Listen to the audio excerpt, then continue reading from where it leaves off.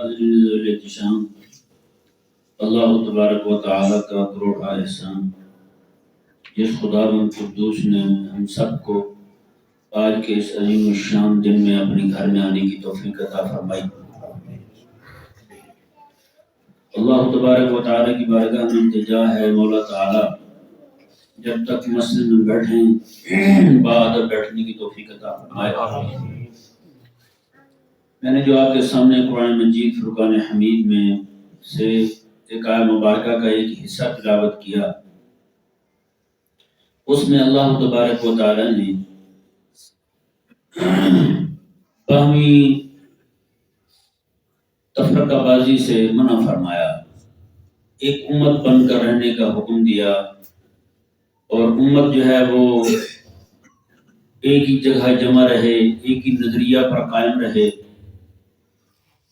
اور کریم آقا صلی اللہ علیہ وسلم نے خطبہ حجۃ الوداع میں خطبہ حجۃ الوداع کریم آقا علیہ السلام کا یہ وہ خطبہ شریفہ ہے کہ آپ صلی اللہ علیہ وسلم نے لگ بھگ 1.25 لاکھ صحابہ کرام علیہ رضوان کے اجتماع کے سامنے یہ ارشاد فرمایا، سبحان اللہ، اور پوری دنیا کے لیے ایک سیاسی، سماجی، معاشرتی منشور عطا فرمایا۔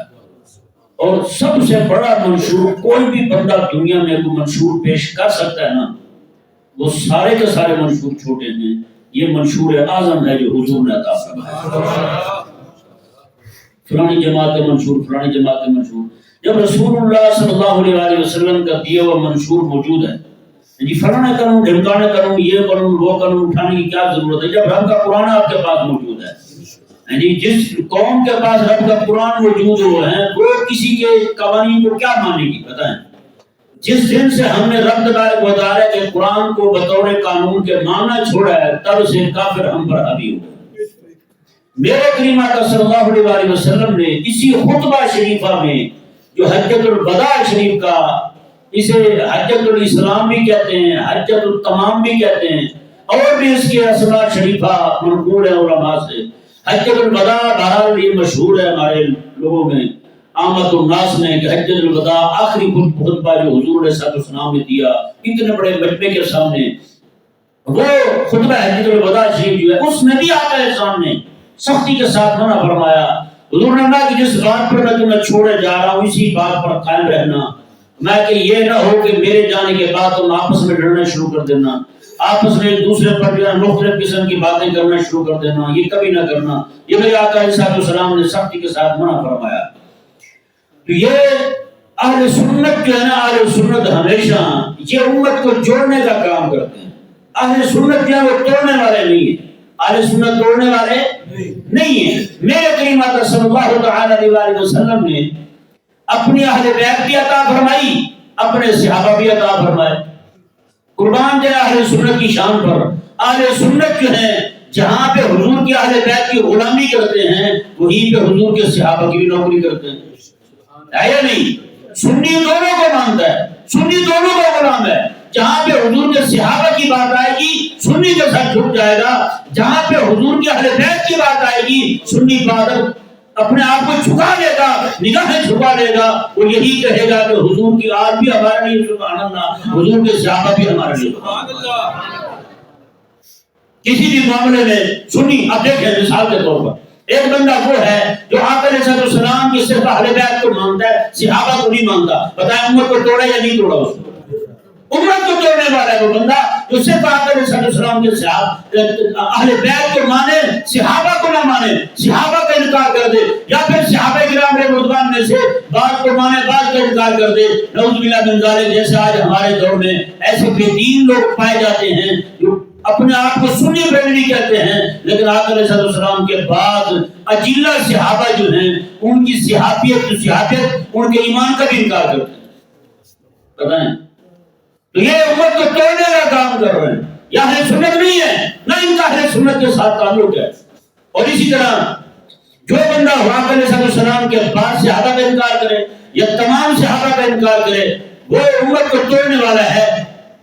اسی طرح کوئی بندہ یہ کہے میں صحابہ کو تو مانتا ہوں لیکن رسول اللہ صلی اللہ علیہ وسلم کی اہل بیت کو نہیں مانتا، ان کا انکار کرتا ہوں، یا پھر امام حسن رضی اللہ تعالیٰ عنہ، دیکھیں امام حسن رضی اللہ تعالیٰ عنہ کا جو طریقہ مبارکہ تھا، آپ نے جو اہل اسلام کے مابین اتنی بڑی لڑائی ہونے کے بعد دونوں نے صلح کروا دی تھی، یعنی حضرت ایک گروہ حضرت امیر معاویہ کا، دوسرا گروہ حضرت مولا علی رضی اللہ تعالیٰ عنہ کا، دونوں میں صلح کروانے والے امام حسن رضی اللہ تعالیٰ عنہ تھے، اور خلافت کا جو معاملہ تھا خود اس سے دستبردار ہوئے اور یہ معاملہ سارے کا سارا حضرت امیر معاویہ کے سپرد کر دیا۔ اب بعض ایسے جاہل اور گھٹیا قسم کے لوگ ہیں تو حضرت امام حسن رضی اللہ تعالیٰ عنہ پر اسی وجہ سے انکار کرتے ہیں، ان کی نعوذ باللہ من ذالک اہانت کرتے ہیں، ان کی توہین کرتے ہیں، ان کو اپنے حق میں اچھا نہیں سمجھتے، نعوذ باللہ۔ یہاں تک کہ جس وقت حضرت امام حسن پاک رضی اللہ تعالیٰ عنہ نے صلح کی تھی حضرت امیر معاویہ رضی اللہ تعالیٰ عنہ کے ساتھ، اور خلافت کا معاملہ ان کے سپرد کر دیا، خود دستبردار ہو گئے، تو اسی وقت حضرت مولا علی رضی اللہ تعالیٰ عنہ کی جماعت میں جو بے دین لوگوں کا ٹولا چھپا ہوا تھا وہ بھاگ کے آئے، حضرت سیدنا امام حسن رضی اللہ تعالیٰ عنہ کو کہا یا مذل المومنین، اے مومنوں کو ذلیل کرنے والے، امام حسن کو کہا انہوں نے، اور نعوذ باللہ جس چٹائی پر امام حسن بیٹھے تھے آپ کو نیچے گرا کر کے نیچے سے چٹائی کھینچ لی، آپ کے خیمے کو آگ لگا دی۔ یہ کون لوگ تھے؟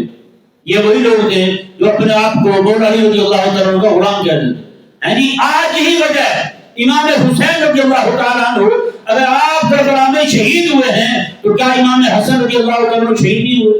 6 بار امام حسن رضی اللہ تعالیٰ عنہ کو زہر دیا گیا، آخری بار جو زہر دیا گیا آپ کو کیا الٹی آتی ہے، اس کے ساتھ 70 سے زائد ٹکڑے آپ کے جگر کے باہر آتے ہیں، اتنا سخت زہر دیا گیا امام حسن رضی اللہ تعالیٰ عنہ کو۔ تو وہی قربانی جو ان کی بھی بہت بڑی ہے، یعنی دیکھا جائے تو امام حسن رضی اللہ تعالیٰ کی قربانی اتنی بڑی کہ امت کے اندر جو انتشار ہو رہا تھا، اختلاف کا سبب بن رہا تھا، امت کو جوڑنے کا کام کیا ہے امام حسن رضی اللہ تعالیٰ عنہ نے، یعنی دونوں کو جوڑ دیا، خود خلافت سے دستبردار ہو گئے، حکومت سے دستبردار ہو گئے، اپنے پاؤں پیچھے کر لی۔ اتنی بڑی قربانی دی امام حسن رضی اللہ تعالیٰ نے امت کو جوڑنے کے لیے۔ تو بتائیں یار، جس طرح وہ دوسرے کرتے ہیں، امام حسین کا نام زیادہ لیتے ہیں، امام حسن کا نام نہیں لیتے، وہی حال ہم نے کیا نہیں کیا۔ بتائیں یار، کتنے جلسے ہمارے ہاں امام حسن رضی اللہ تعالیٰ عنہ کے نام کے ہوتے ہیں۔ جلسے کرنے میں تو ہم ماہر ہیں نا، مولویوں کو پیروں کو پتا ہے کہ جلسوں سے پیسے آنے ہیں تو جلسے پہ جلسہ ٹھوکتے رہتے ہیں، ادھر جلسہ ادھر جلسہ، فلاں جلسہ یہ جلسہ، اور بھائی کیا ہاتھ ہے تمہارے آج تک؟ اس سے انکار نہیں ہے اس کی حفاظت سے، لیکن موجودہ دور میں فائدہ کیا حاصل ہو رہا ہے امت کو، یہ بھی تو بتاؤ ذرا۔ پورا اسٹیج میلاد پر دلائل دے کر، مجمع لوگوں کا ذہن بنا کر، مجمع اکٹھا کر کے لوگوں کا اس کے ثواب بیان کر کر کے جناب کا اسٹیج جو ہے وہ 2 نمبر اور راقی قسم کے نعت خوانوں کے حوالے کر دیا، اور مولوی پیر خود گھر میں سوئے ہوئے ہیں۔ ہے یا نہیں ایسا؟ اب وہ اسٹیج پہ بیٹھ کے باقی صحابہ کا نام بھی نہیں ہوتا، آقا علیہ السلام کے باقی صحابہ ان کا نام نہیں ہوتا، صرف حضرت سیدنا مولا علی رضی اللہ عنہ کا نام ہوتا ہے، انہی کا ذکر خیر ہوتا ہے اور چھوٹی، باقی صحابہ کا نام کس نے لینا ہے جی؟ ان کی عظمت اور شان کس نے بیان کرنی ہے؟ یہ مزاج جو ہے نا ہمارے اندر ڈرا ہے، تو یہ امت کو جمع رکھنا، امت کے اندر درار پیدا نہ ہونے دینا، یہ حضرت سیدنا امام حسن رضی اللہ تعالیٰ کی سنت کریمہ ہے، اور یہ وہ سنت ہے جس کے بارے میں میرے کریم آقا صلی اللہ علیہ وسلم نے اپنے وصال شریف سے لوٹر سا پہلے این جمعے کے دن، جمعے کا خطبہ حضور ارشاد فرما رہے ہیں، امام حسن رضی اللہ تعالیٰ عنہ آپ نے کپڑے پہنے ہوئے تھے، قمیص مبارکہ ذرا لمبی تھی، آ رہے تھے چلتے ہوئے، وہ گر رہے تھے، جیسے کریم آقا علیہ السلام نے دیکھا، کریم آقا علیہ السلام ممبر سے نیچے اترتے ہیں، امام حسن رضی اللہ عنہ کو اٹھا کے ممبر پر اپنے ساتھ بٹھاتے ہیں، اور آقا علیہ السلام نے فرمایا یہ میرا بیٹا جو ہے یہ سید ہے۔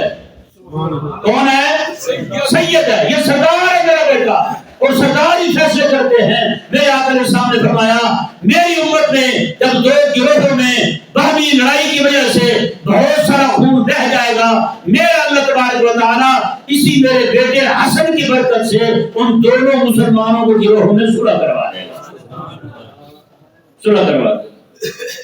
بتائیں بھائی، اتنی بڑی لڑائی ہوئی مسلمانوں کی آپس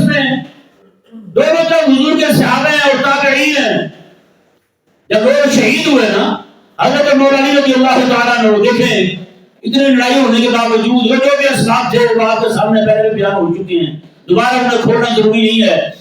حضرت مولانا علی رضی اللہ تعالیٰ عنہ نے فرمایا یہ ہمارے بھائی تھے، غلط فہمی کی وجہ سے ہمارے خلاف لڑ پڑے، یہ ہمارے بھائی تھے۔ مولانا علی رضی اللہ تعالیٰ عنہ خود جناب ان کے جنازے پڑھا رہے ہیں، ان کے جنازے پڑھائے حضرت امیر معاویہ رضی اللہ تعالیٰ عنہ کی جماعت کے لوگوں کے۔ تو بتائیں اتنا بڑا مسئلہ ہونے کے باوجود بھی معاملہ تو قائم نہیں کیا کہ غیر معاملہ قائم ہے۔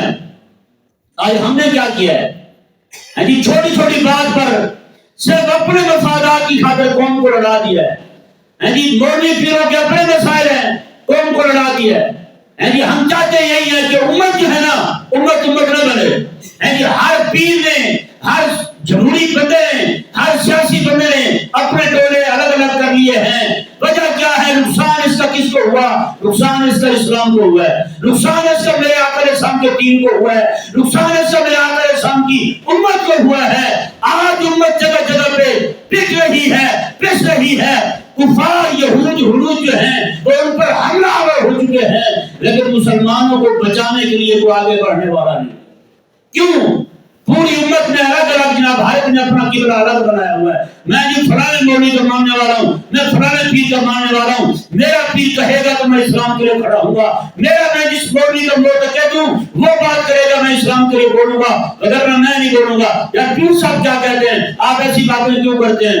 یہ کہہ کے بولنے والے بندوں کو بھی چپ کروایا جاتا ہے۔ پیر صاحب کیا کہہ رہے ہیں آپ وہ دیکھیں۔ آج کیا ہوا ہے؟ نعوذ باللہ من ذالک، ہندوستان میں 550 سال تک جس مسجد میں رب تبارک و تعالیٰ کی توحید کی اذانیں ہوتی رہی، رب تبارک و تعالیٰ کی توحید کی اعلان ہوتے رہے، میرے آقا علیہ السلام کی نبوت اور حضور کی ختم نبوت کی اذانیں ہوتی رہی، آج وہی پہ مودی ذلیل نے اس مسجد کو شہید کر کے نعوذ باللہ دنیا کائنات کا سب سے بڑا پلیتی کا سامان یعنی بتوں کی عبادت کا سامان وہاں پہ مہیا کیا۔ جہاں پہ رب کا سجدہ کیا جاتا تھا آج بتوں کی پوجا ہو۔ میں تو نوجوانوں کو بھی کہوں گا آپ لوگ جو ہندوستان کی ہندوانی عورتوں اور ہندو مشرق جو نوجوان ہیں ان کے فلمیں بنانے والے جو آپ کے ہیرو ہیں اور آپ کی ہیروئنیں ہیں جن کو آپ نے اپنے لیے ماڈل بنایا ہوا ہے وہ سارے کے سارے وہاں جمع ہیں۔ مسجد گرنے پر بت مندر کے بننے پر سارے خوشیوں کا اظہار کر رہے تھے۔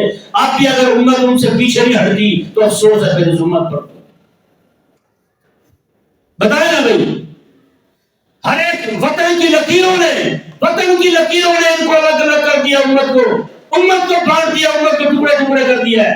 پیر مریدی کی لکیروں نے الگ الگ کر دیا امت کو، سب کو الگ الگ کر دیا۔ تو اپنی سنا لے، تو اپنے مرید قابو رکھیے، اپنے قابو رکھیں گے، کوئی بھی بندہ امت کے لیے کھڑا نہیں ہوگا۔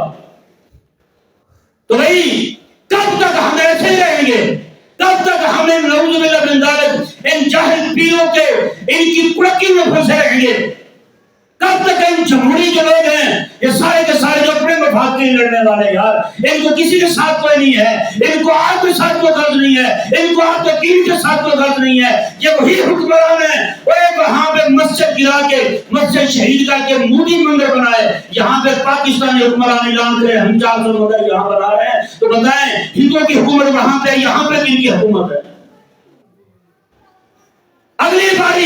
اگلی بار جو مسجد گرانے جا رہا ہے مودی ذلیل، وہ مسجد حضرت اورنگزیب عالمگیر رحمہ اللہ کی تعمیر کردہ مسجد ہے۔ اس مسجد کے گرانے کا انہوں نے باقاعدہ اعلان کر دیا۔ اور ہمیں تو بھائی ٹیپ ٹاپ سے فرصت نہیں ہے، ہمیں لاہور کا پاوا نہیں چھوڑ رہا، ہمیں چوہے پکڑنے والا ہی نہیں چھوڑ رہا۔ رات دن ڈرامے بازی، رات دن اسی کا، یہی کام کرنے آئے تھے آپ؟ قسم خدا کی مرے گے پتہ چل جائے گا ہمیں۔ میں ان پیروں سے بھی کہنا چاہتا ہوں اور تم بھی خدا کا خوف کرو اور شرم کرو، اپنی گدی بچانے کے لیے اور اپنا پیٹ، یہ دو ہی چیزیں ہیں جن کو بچاتے بچاتے قوم نے پوری امت تباہ کروا دی ہے۔ حکمران اپنی گدی بچا رہا ہے، پیر اپنی گدی بچا رہا ہے، رخصت ہو گیا حضور کا دین، حضور کی شریعت، حضور کے احکامات رخصت ہو گئے، امت ٹوٹ گئی ہے، امت پوری بگڑ گئی ہے، امت کو سنبھالنے والا کوئی نہیں۔ کیا خیال ہے کہ بیٹھے کہتے ہیں صلاح الدین ایوبی آ جائے، نور الدین زنگی آ جائے، میں نے کہا تمہارے اندر شرم نہیں رہی؟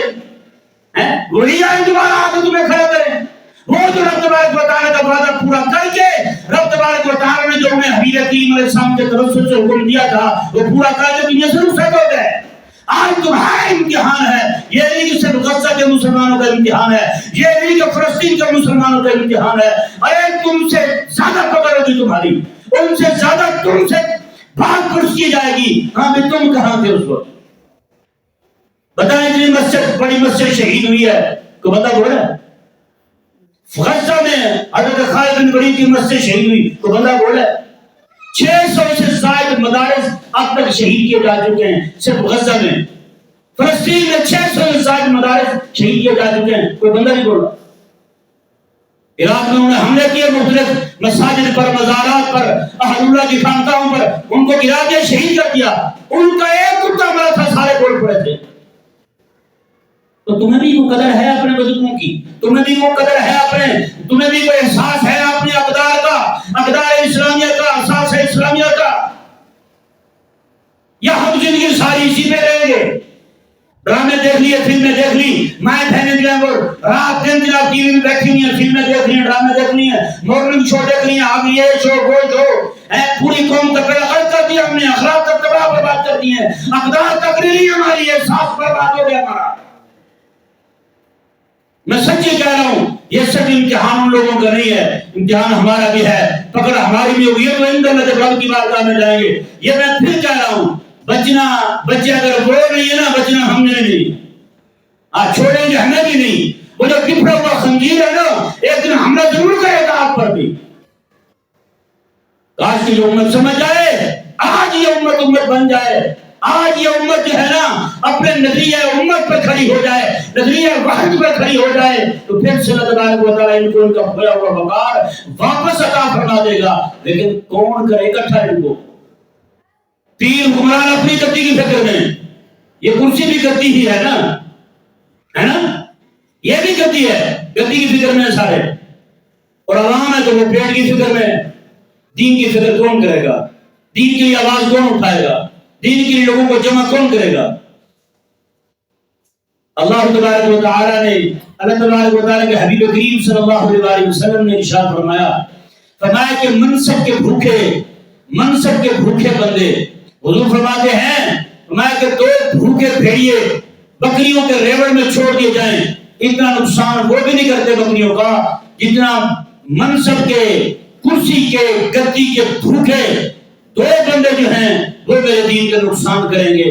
حضور نے بھیڑیوں سے زیادہ نقصان کرنے والے یہ ہیں، تو اب ذرا بتائیں، اندازہ لگائیں اس حدیث پاک کو سامنے رکھ کر، لیکن بھیڑیا زیادہ نقصان دہ ہوا ہے یہ ملا اور پیر نقصان دہ ہوا؟ یہ بھیڑیا زیادہ نقصان دہ ہوا دین کے لیے یا پھر اپنی بکریوں کے لیے، یا پھر یہ حکمران ہمارے دور کے جتنے بھی موافقین ہیں یہ دین کے لیے زیادہ نقصان دہ؟